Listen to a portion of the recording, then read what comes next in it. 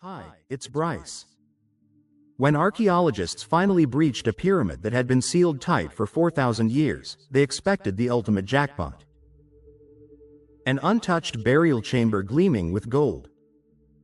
Instead, they stepped right into an ancient crime scene. What lay inside didn't just shock the team. It shattered a 4,000-year-old cold case and completely rewrote the timeline of Egyptian history. Today we are breaking open the sealed pyramid to find out exactly what happened inside.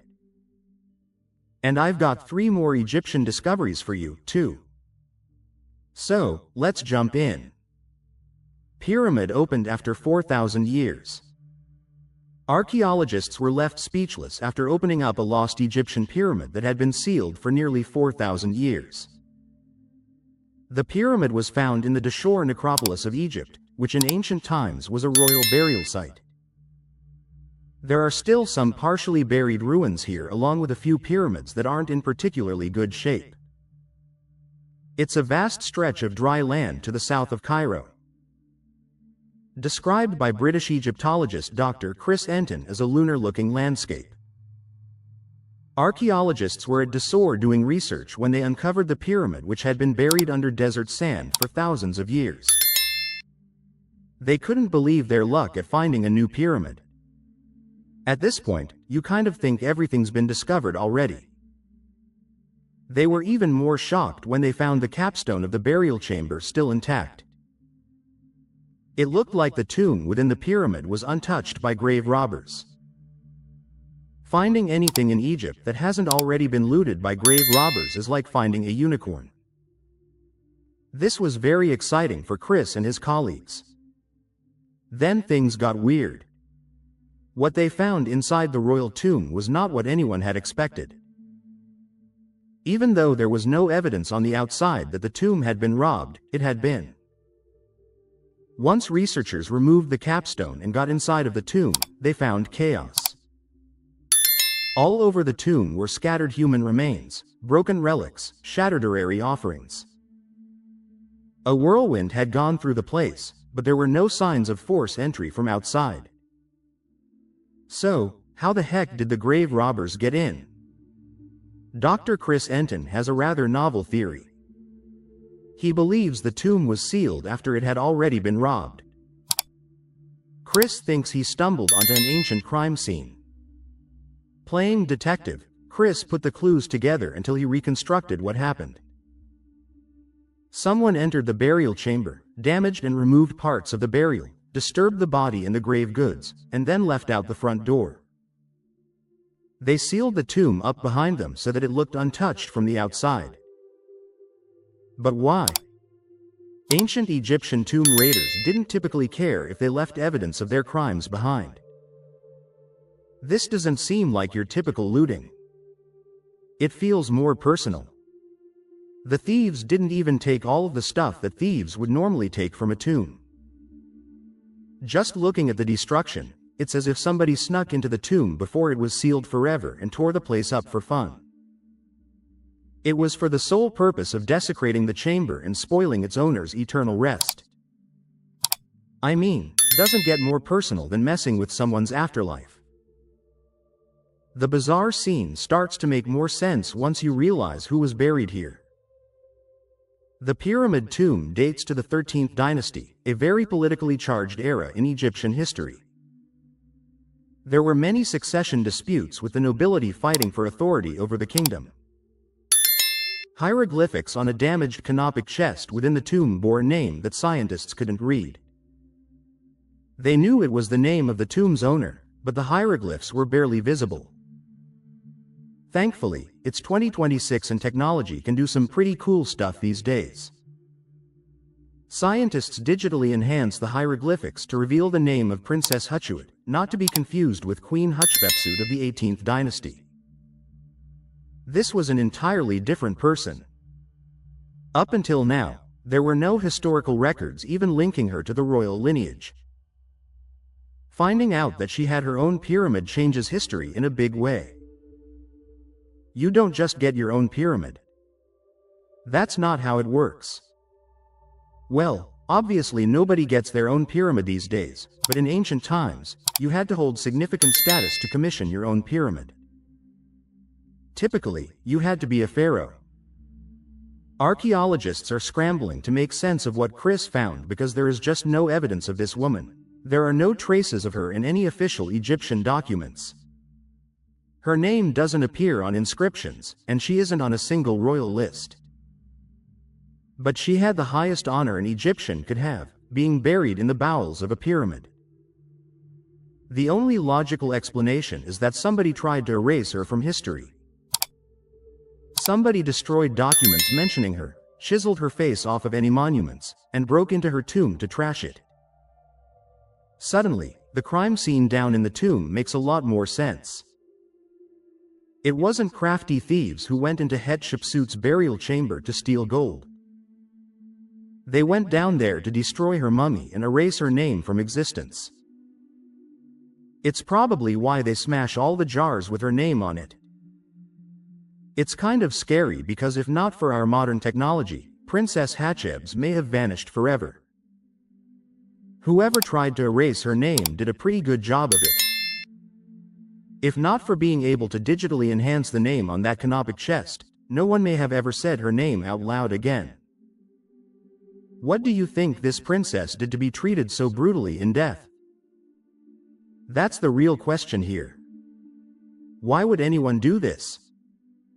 Believe it or not, the Egyptians were notorious for erasing people they didn't like from history. It happened so frequently that there is a term for it, damnatio memoriae. It means condemnation of memory. And it wasn't just practiced by the Egyptians. The Romans were the ones who came up with a name for it. The Egyptians may have started it, but the Romans perfected it. When an emperor or anyone else was declared an enemy of the empire after they died, the Senate would officially decree a damnatio memoriae. Then would come the portrait smashing, name chiseling, and invalidating of official decrees. When all was said and done, the victim would be erased from every historical record the Senate could find. This happened to Emperor Domitian after he was assassinated in 96 AD. His name was scrubbed from every monument across the empire. Coincidentally, it also happened to the famous queen's Hatshepsut. Her successor Thutmose III, who was also her stepson and co-ruler, hated her so much that he ordered every image of her chiseled away and her name struck from every king list. Why? Because she was a woman. Thutmose III did not want a woman's name sullying the sacred king lists. He wanted the list to contain only male pharaohs. An important distinction between damnation memorials in Rome and in Egypt was that for the Romans, they simply wanted the disgraced person to be gone from history. But the Egyptians wanted them gone from eternity. The idea behind it in ancient Egypt was to banish the victim's spirit from the afterlife, casting the person's soul into an endless void where they ceased to exist altogether. It was the worst possible thing that could happen to a person. Kind of harsh, no? This is most likely what happened to Princess Hatshepsut, and it explains the damage in her tomb. Dr. Chris said the job was probably carried out by royal insiders. They would have acted immediately after the princess's death. The tomb was built and completed to give the illusion of an honored burial. Considering she had her own pyramid, she must have been hugely influential in her day, even if she wasn't a ruler. To not bury her would have gone against the royal code. People would have been upset and confused. Rather than risk the political ramifications of erasing someone from history, her tomb was built. Princess Hatshepsut was buried with honors. And a secret team of assassins was sent to destroy the interior. The royal assassins beat up her mummy like it owed them money, smashed her canopic jars, and left the place ruined. Then they closed the door behind them so that no one ever knew what they did. And it worked. Nobody knew about this desecration for 4,000 years. Now archaeologists are wondering how many others were erased from the historical record. The 13th dynasty from 1800 to 1649 BC saw numerous kings reign for only a couple of years at a time. There was instability across the empire. There were coups, betrayals, double betrayals, and character assassinations by the hundreds. Painted coffins and cat mummies. At the Abu el Naga necropolis on the west bank of Luxor, archaeologists have discovered painted coffins and cat mummies. A series of tombs revealed some incredible archaeological evidence, offering new info on ancient burial customs and religious life. These artifacts and mummies weren't buried together all at once but were actually crammed into the site over centuries. This spot became a chaotic dumping ground over hundreds of years, maybe to hide them from ancient grave robbers, while the cats were ritual offerings the priests collected in bulk. Archaeologists were excavating the southeastern section of the tomb of Roy. As English as it sounds, Roy was the name of a royal scribe who lived during the 18th dynasty. He lived in Luxor with his wife Nebtaui, whose name sounds a heck of a lot more Egyptian. They were buried together in tomb TT 255, consisting of a small chamber holding Roy and Nepti's remains. For over 150 years, the area surrounding the tomb of Roy has remained partially buried. Although there have been excavations, much of the area is still covered by debris. Scientists have been digging here for the last decade, making discoveries every now and again. This newest discovery is also one of the most impressive from the site. 10 painted wooden coffins were uncovered within a burial shaft in almost perfect condition. You can still see the painted scenes and hieroglyphic inscriptions on the wood. 4 of those painted coffins date to the 18th dynasty. Another dates to the 21st dynasty. The rest are from the late period, which spanned the 26th to the 31st dynasties and the end of ancient Egypt. One of the 18th dynasty coffins belonged to a mysterious woman named Merit, identified only as a chantress of the god Amun. Amun was one of the most important gods in Egypt. Considered omnipotent and all-powerful, just like how the Inca had their virgins of the sun to be priestesses for their creator god Viracocha. The Egyptians had chantresses for Amun. The coffin from the 21st dynasty belonged to a man named Amun, who was a priest. And that's about all the information I have on that guy. If you're wondering what all of these coffins were doing stuffed in a shaft, I mean, it was probably used as storage. Archaeologists say that during periods of unrest, a lot of mummies were removed from their tombs and kept in shafts just like this one for safekeeping. Many of the mummies were found badly damaged, suggesting their remains had already been disturbed before they ended up in the shaft.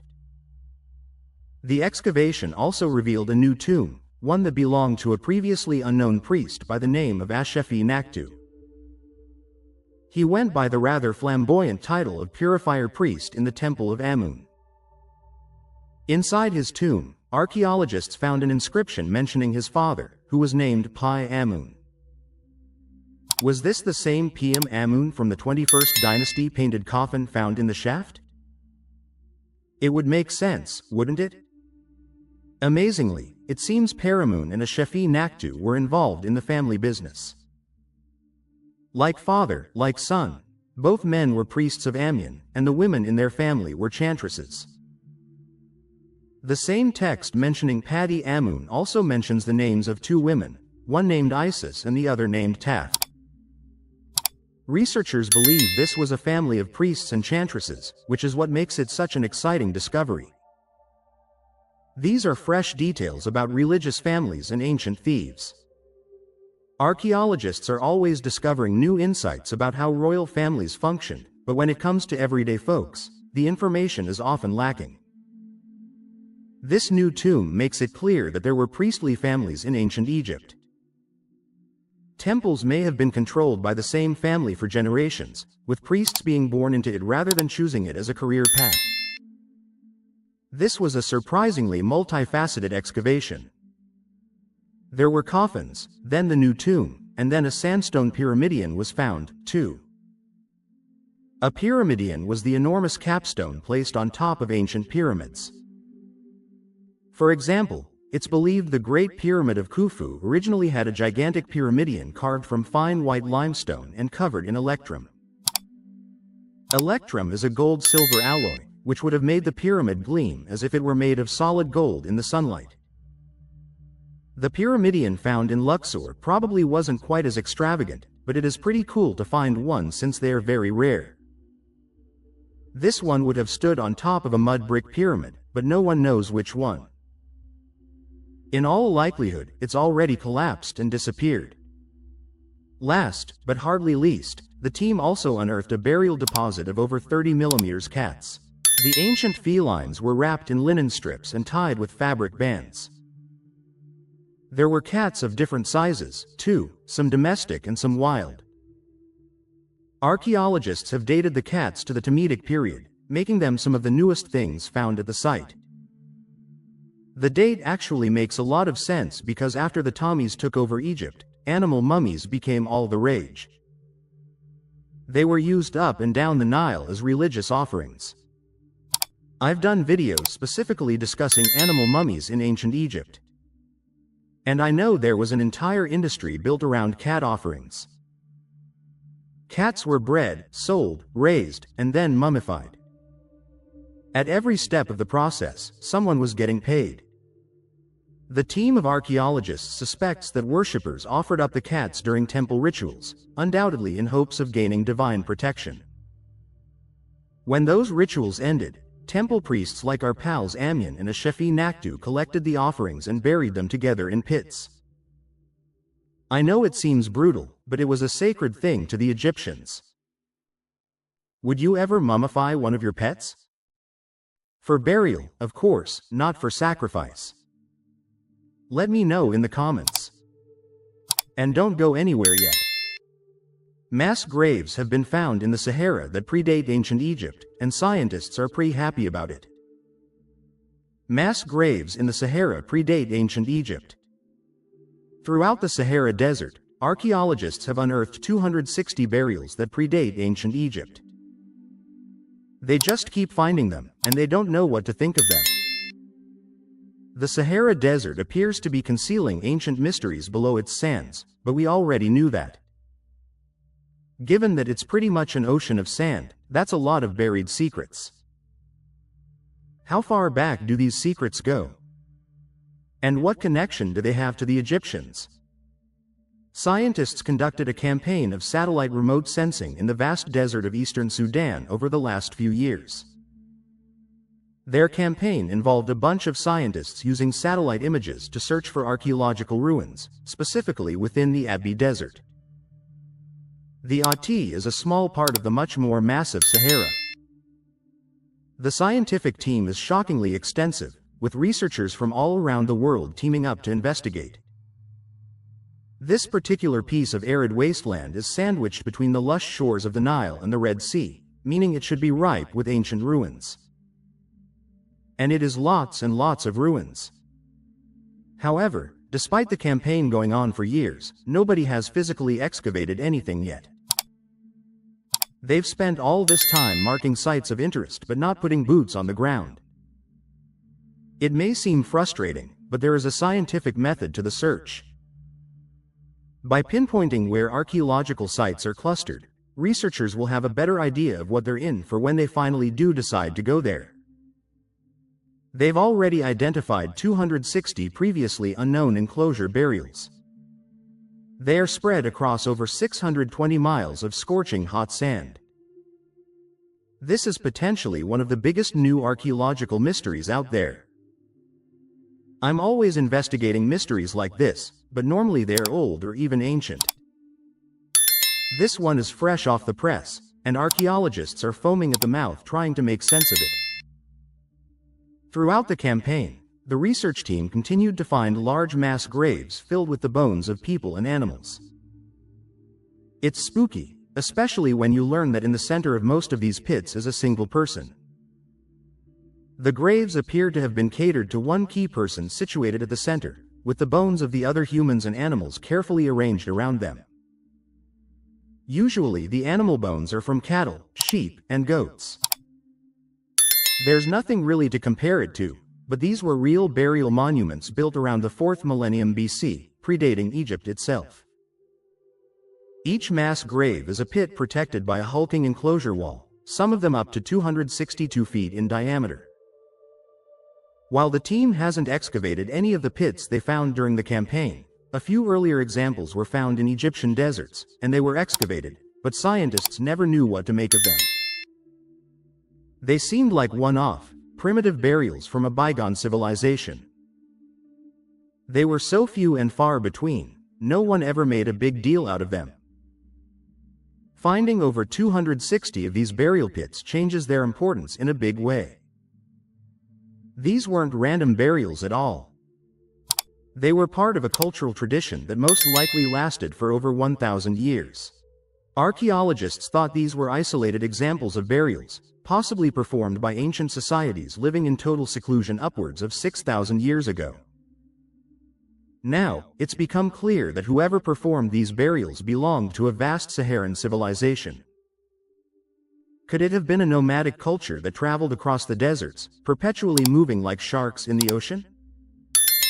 Or was there an established kingdom here with cities, towns, temples, and farmland spread out over hundreds of miles of territory? Could these have been the original Egyptians? Unfortunately, satellite imagery can only get us so far. Here's an example of a cluster of enclosure burials from the recent campaign. Each one of those little circles is a mass grave. The radiocarbon dates from previously excavated mass graves suggest they were created from 4000 to 3000 BC, only ending right before the beginning of pharaonic Egypt. That means that right before the first pharaoh put on his crown and shouted at someone to build him a pyramid, these enclosure burials ended. That can't be a coincidence. There must be a connection. But what is it? Mainstream scientists think these enclosure burials were done by nomads who didn't farm and had nothing to do with the Egyptians. It's believed they lived in the desert and raised herds of animals, and that's it. But then why did they vanish when Egyptian civilization began? Wouldn't it make more sense that nomads stopped nomading and established civilization in the most fertile place they could find, next to the Nile River? Archaeologists think these enclosures could be evidence of a prehistoric society learning about class and hierarchy. When human beings quit being egalitarian and formed their own distinct elite class has been a question plaguing historians for decades. What changes a society from being equal to suddenly having an upper class? The answers could lie in these burials. It's a story as old as time. Humans work together, treat each other as equals, and then all of a sudden, one tiny group seizes control. Everyone else becomes a lesser class, and these elites rise to the top. Once at the top, they siphon food, wealth, and power to themselves. It doesn't seem like a great way to develop civilization, but it keeps happening. Finding out why is critical to understanding humanity as a whole, not just the development of ancient civilizations. The chiefs or the primary people at the center of these burials could have been the pharaohs before the pharaohs. This could have been the start of it all. 10,000 years ago, there were nomadic humans living in the Sahara. Slowly but surely, they became a little more developed, a little more sophisticated. They began burying their dead. They upgraded their tools. Then, right around 6,000 years ago, they appear to have discovered kingship. Amazingly, 4,000 years after these enclosures were built, some of them were repurposed and reused by nomads still living in the area. Prehistoric humans made these cemeteries before civilization even started. And then around the time Christ was born, nomads used them again. Talk about reusing and recycling. The Egyptian mummy buried with the Iliad. In last month's Best Discoveries Roundup, I covered a story about an Egyptian mummy discovered with a fragment of the Iliad wrapped around it. I only had time for a short segment, but now I want to tell you the full story with all the background. This wasn't just the coolest discovery of April. It's one of the coolest discoveries in Egypt this year.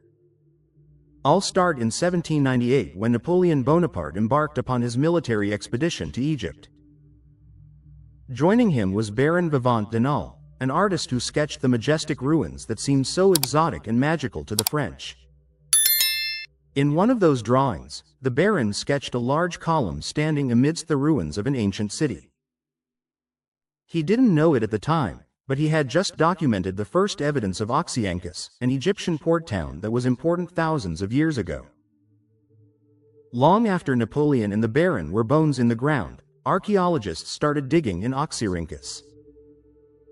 They have discovered tombs, mummies, golden tongues, and the biggest stockpile of papyrus anywhere. It's turned out to be one of Egypt's most important archaeological sites, even if it's not that famous. When the Egyptian Ministry of Tourism and Antiquities announced a new discovery at this ancient port this April, it caught the world's attention. Buried on the chest of a mummy was a sealed packet of papyri, which turned out to contain fragments of Homer's legendary epic, the Iliad. This is an unprecedented discovery. Something that nobody saw coming. Why was an ancient mummy buried with bits and pieces of an epic poem, a Greek poem at that? Serena Perron, a philologist at the University of Genoa, called it an intriguing discovery. Serena suggested the find could open up the possibility that Homer's poems were used as more than just entertainment. The Egyptians may have used physical fragments of the story as a magical ward for the afterlife. The mummy was discovered by a Spanish research team during the excavation of Oxyrhynchus High Necropolis. They found 20 packets of carefully sealed papyrus with a singular mummy. Both the packets and the deceased date to around the 2nd century AD, centuries after Rome conquered Egypt in 30 BC. That means the mummy and the book date to the Roman period, which was incredibly different from ancient Egypt. There were still mummies, obviously, but it wasn't the same. The tradition also didn't last very long with the Romans at the helm. The ageless tradition of mummifying the dead came to an abrupt and definitive end when the Egyptians converted to Christianity, which happened around the 4th century AD. Our mummy died about 200 years before that. So, right at the tail end. The scraps of the Iliad were found closed with clay and bomber seals and emblazoned with hieroglyphics. This is another clue because those kinds of seals were only ever used with official documents. Things like contracts, wills, and letters were sealed with special seals to stop people from opening them and messing around. Heron said that she has never heard of a literary piece of papyrus bearing a seal. That means this wasn't just another scrap of paper from a book. It was something much more important. And here's another clue. In the city of Oxyrhynchus, Homer's Iliad was a big deal. Over 800 fragments of the ancient texts have been found there over the last 200 years. It's like everyone in the city was constantly reading the same book. Or were they even reading it? The people of Oxyrhynchus might have been using fragments of the text as magic wards. It wouldn't be the strangest thing that happened in Roman Egypt. Oxyrhynchus itself is ancient with a history dating back to when the Nubians ruled Egypt between 747 and 656 BC.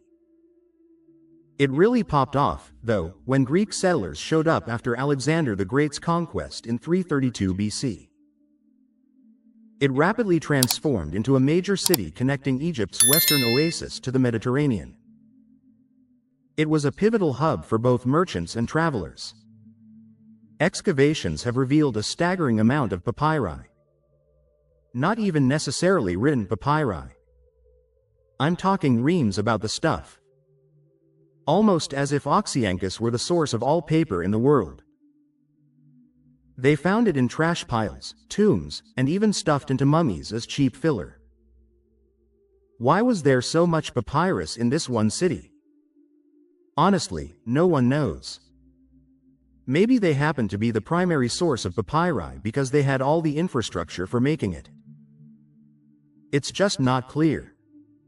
In any case, the fragments of the Iliad found with this mummy were fragments by every definition. A lot of them are extremely small with only a few random letters. The text isn't complete by any stretch of the imagination. It's like if you put a book in a blender and then grabbed a handful of pieces and put them in a Ziploc bag. Ignacio Diego from the University of Barcelona was the one who had to go through these fragments and ensure they were indeed verses from Homer's Iliad. He found that most of the scraps came from a single passage known as the Catalogue of Ships. It's a part of the poem that lists the naval forces and their commanders as the Macedonians prepare to invade the city of Troy. Diego is still trying to understand the discovery, and I can't really blame him. What is the connection between the commanders of the naval forces on their way to Troy and a Roman-era mummy? Could it have been the names that were important? Perhaps the characters themselves were thought to protect someone in the afterlife. Maybe that's why the scraps are so tiny. Diego suspects the papyri were part of a protective ritual practice. People must have believed that by being buried with these pieces of text, they would receive something in the afterlife. Whether it was protection, a guide on their adventure, or just to have their favorite text in the afterlife, nobody knows. What's your favorite recent discovery from Egypt? Let me know in the comments. And thanks so much for watching. Be sure to hit that subscribe button, and I'll see you soon for more amazing discoveries.